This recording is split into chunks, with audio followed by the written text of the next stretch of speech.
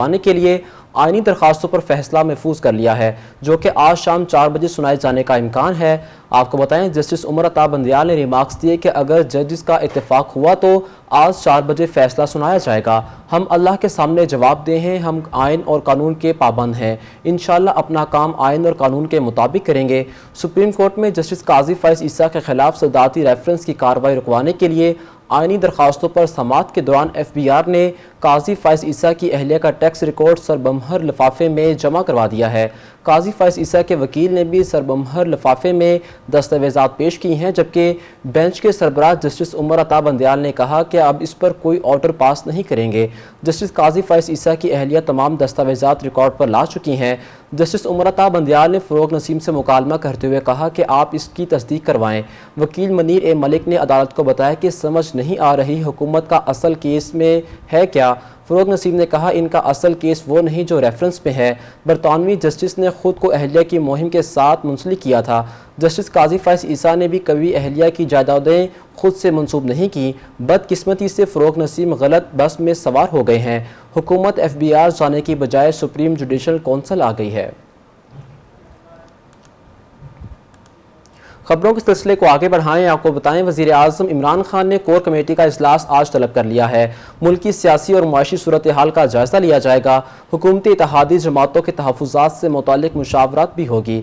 ذرائع کے مطابق وزیر اعظم عمران خان کی زیر صدارت کور کمیٹی کے اجلاس میں ملک میں کرونا وبا کی مجموعی صورتحال پر غور ہوگا۔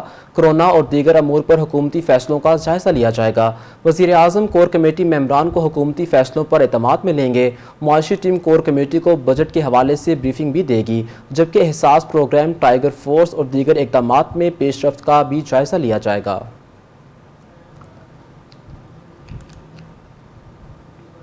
ناظرین آپ کو بتائیں پاکستان میں کرونا کے متاثرین تیزی سے بڑھنے لگے ہیں۔ ملک بھر میں کرونا کے تصدیق شدہ کیسز کی تعداد 1,65,062 تک جا پہنچی ہے، جبکہ ایک ہی دن میں 136 افراد جاں بحق ہو گئے ہیں، جس کے بعد اموات کی مجموعی تعداد 3,229 ہو گئی ہے۔ National command and operation centre کے تازہ ترین اعداد و شمار کے مطابق گزشتہ 24 گھنٹوں کے دوران 4,944 نئے کیسز رپورٹ ہوئے ہیں۔ پنجاب میں 61,678، سندھ میں 62,269، جبکہ خیبر پختونخوا میں 20,182، بلوچستان میں 8,998، ادھر گلگت بلتستان میں 1,225، جبکہ اسلام آباد میں 9,941، جبکہ آزاد کشمیر میں 769 کیسز رپورٹ ہو چکے ہیں۔ خبر ہے کراچی سے، آپ کو بتائیں کراچی کے بعد حیدرآباد میں بھی 14 دن کے لیے لاک ڈاؤن کا اطلاق ہو گیا ہے۔ اسی سلسلے میں ڈپٹی کمشنر فواد غفار سمرو نے نوٹیفیکیشن جاری کر دیا ہے۔ نوٹیفیکیشن کے مطابق حیدرآباد کے 90 سے زائد علاقوں میں آج بروز جمعہ 19 جون سے 2 جولائی تک 14 روز کا لاک ڈاؤن ہوگا۔ ذرائع کے مطابق لاک ڈاؤن کا اطلاق 19 جون کی صبح 9 بجے سے شروع ہوگا۔ سمارٹ لاک ڈاؤن کے نفاذ کو پولیس، رینجرز اور متعلقہ اسسٹنٹ کمشنر یقینی بنائیں گے۔ جن علاقوں میں سمارٹ لاک ڈاؤن کا اطلاق ہوگا ان میں لطیف آباد کی 3 یوسیز، جبکہ تحصیل سٹی کی 1 یوسی، جبکہ قاسم آباد کی 5 یوسیز میں سمارٹ لاک ڈاؤن ہوگا۔ نوٹیفیکیشن کے مطابق لاک ڈاؤن والے علاقوں میں ماسک کا استعمال لازمی ہوگا، جبکہ گھر کے صرف ایک فرد کو خریداری کے لیے باہر نکلنے کی اجازت ہوگی، جبکہ لاک ڈاؤن والے علاقوں میں کسی تقریب کی اجازت بھی نہیں ہوگی۔ خیبر پختونخوا کا آئندہ مالی سال کا بجٹ آج پیش کیا جائے گا۔ بجٹ کا حجم 923 ارب روپے تک متوقع ہے۔ کوئی نیا ٹیکس نہیں لگایا جائے گا۔ بجٹ 90 ارب روپے خسارے کا ہوگا۔ آپ کو بتا رہے ہیں ترقیاتی بجٹ کے لیے 317 ارب روپے مختص کرنے کی تجویز دی گئی ہے۔ تعلیم کے لیے 30 ارب جبکہ صحت کے لیے 24 ارب روپے رکھنے کا امکان ہے۔ سڑکوں کی تعمیر کے لیے 41 ارب 84 کروڑ سے زیادہ روپے مختص کیے گئے ہیں۔ قبائلی اضلاع کا ترقیاتی بجٹ 83 ارب روپے سے زائد مختص کرنے کی تجویز ہے۔ ذرائع کے مطابق صوبے کو وفاق سے 477 ارب روپے سے زائد ملنے کا بھی امکان ہے۔ بجلی خالص منافع بقایا جات کی مد میں 58 ارب روپے سے زائد ملنے کی توقع ہے، جبکہ دہشت گردی کے خلاف جنگ کی مد میں 50 ارب روپے بھی ملیں گے۔ بینکوں سے 44 ارب روپے قرضہ لینے کی بھی تجویز شامل ہے۔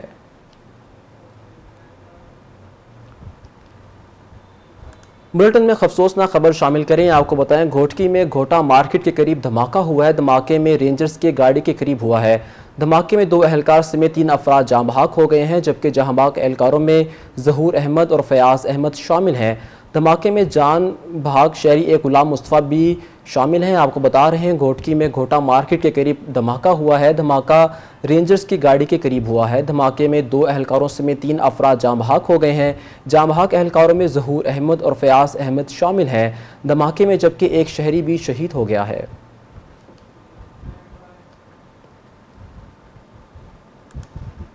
وزیر خارجہ شاہ محمود قریشی نے خدشہ ظاہر کیا ہے کہ بھارت تنہا ہو رہا ہے، جس کی وجہ سے وہ فالس فلیگ آپریشن کر سکتا ہے.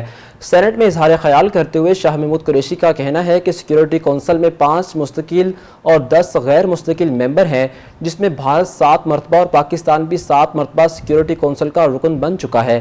لیکن کیا بھارت سیکیورٹی کونسل کا پہلے رکن بن کر کشمیر پر اقوام متحدہ کا موقف تبدیل کرنے میں کامیاب ہوا ہے؟ وزیر خارجہ نے مزید کہا کہ خفیہ بیلٹ ہوتا ہے، ہم نے ووٹ ڈالنے سے اجتناب نہیں کیا. تاہم اگر بھارت کے دوست ہیں تو ہمارے بھی دوست ہیں. اگر وہ اپنے مفاد کو آگے بڑھانے کی کوشش کریں تو ہمیں دوست بلاک کریں گے.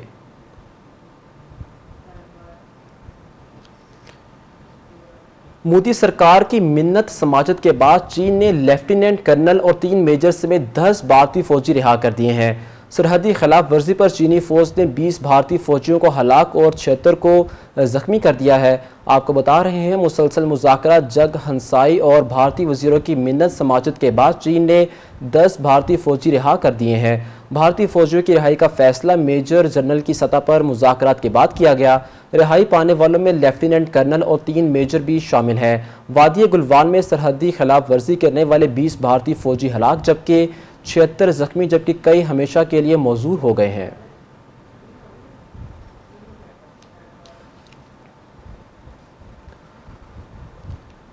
خبروں کے سلسلے کو آگے بڑھائیں. آپ کو بتائیں وزیر اعظم عمران خان نے کہا ہے کہ کرونا کے چیلنج سے نمٹنے کے لیے قومی اتحاد کی ضرورت ہے. وزیر اعظم عمران خان نے NCOC کا دورہ کیا، جس میں army chief general Qamar Javed Bajwa بھی وزیر اعظم کے ہمراہ شریک ہوئے. اعلامیہ NCOC کے مطابق اجلاس کو ہیلتھ کیئر سسٹم کی بہتری کے لیے اقدامات سے آگاہ کیا گیا، جبکہ کرونا کے پھیلاؤ کی روک تھام کے لیے اقدامات پر وزیر اعظم کو بریفنگ بھی دی گئی. اعلامیہ NCOC میں کہا گیا کہ وزیر اعظم آزاد کشمیر اور وزرائے اعلیٰ نے کرونا سے نمٹنے کے اقدامات سے آگاہ کیا ہے، جبکہ وزیر اعظم نے national command and operation centre کے کردار کی تعریف کی اور ہیلتھ ورکرز کی قربانیوں کو شاندار الفاظ میں خراج تحسین بھی پیش کیا.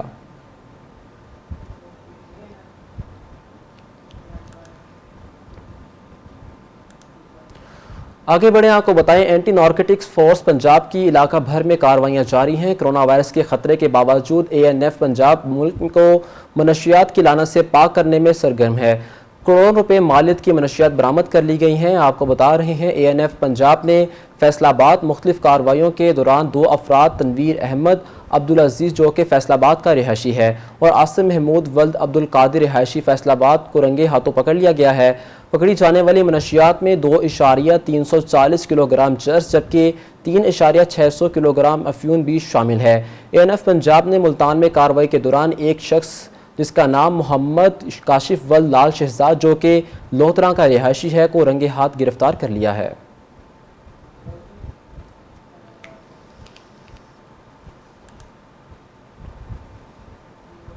ڈولفن اسکواڈ نے کارروائی کرتے ہوئے خواتین کو ہراساں کرنے والا ملزم کو گرفتار کر لیا ہے. گزشتہ روز ملزم نے لڑکی کے چہرے پر زہریلا کیمیکل پھینکا تھا جبکہ ڈولفن اسکواڈ نے ملزم کو فوٹیج کی مدد سے گرفتار کر لیا ہے.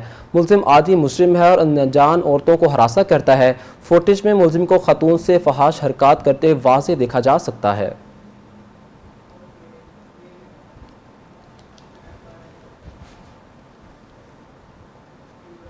خبریں اور بھی ہیں، شامل کریں گے ایک شارٹ بریک کے بعد.